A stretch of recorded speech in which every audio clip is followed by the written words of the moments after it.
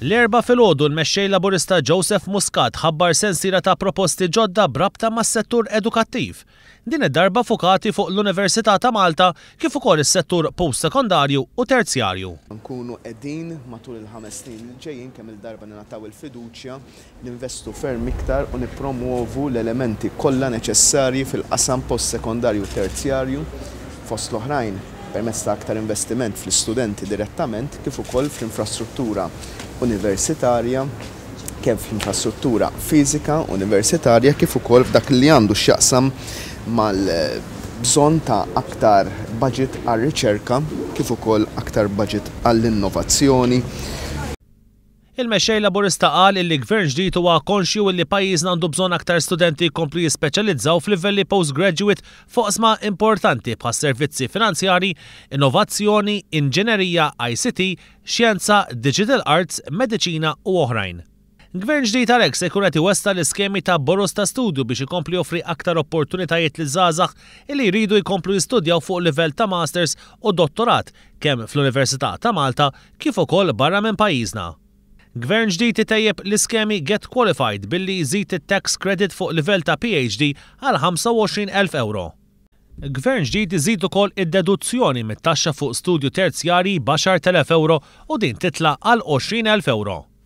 Gvern ġdid jagħti wkoll tax credit ekwivalenti għall-interessi mħallsa fuq self lil dawk li jkomplu jistudjaw fil-livell postgraduate u li jkunu ħadu self mill-bank sabiex jiffinanzjaw l-istudji tagħhom. Ġifieri wara jkunu spiċċaw ħafna persuni il-kors tagħhom mill-Università ta' Malta ma jsibux kors fl-Università ta' Malta illi jista' jissodisfa l-aspirazzjonijiet tagħhom u jkunu qegħdin jħallsu għal dal-kors ma' universitajiet barranin se nkunu qed nagħtu tax credit ekwivalenti għall-interessi mħallsa fuq dan is-self sabiex jkomplu għaddejjin bil-post graduate. Gvern ġdid se jagħti aktar possibilità lil persuni li qed jagħmlu kors universitarju permezz ta' distance learning jew part-time u dawn jikkwalifikaw għal għajnuna u scholarships. Gvern ġdid ukoll qed jagħti garanzija li l-istipendji jinżammu u jissaħħu u għalhekk l-istipendji jibdew jiżdiedu b'kumpens tal-għoli tal-ħajja prorata. Gvern ġdid se jżid ukoll l-għajnuna supplementari mal-istipendju lil dawk l-istudenti li jkunu ġejjin minn familji bidħul baxx.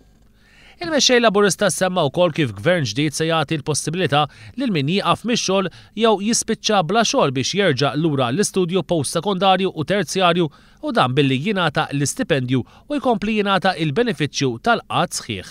Ġifieri min jispiċċa jobless jew jispiċċa jew jieqaf mill-job tiegħu jew tagħha u jażel dak il-perjodu jokkupah sabiex jitejjeb l-skills tiegħu jew tagħha permezz li jidħol lura fil-livell postsekondarju jew terzjarju minn barra l-unemployment benefit ħankunu qegħdin nagħtu l dawn il-persuni wkoll l-istipendju.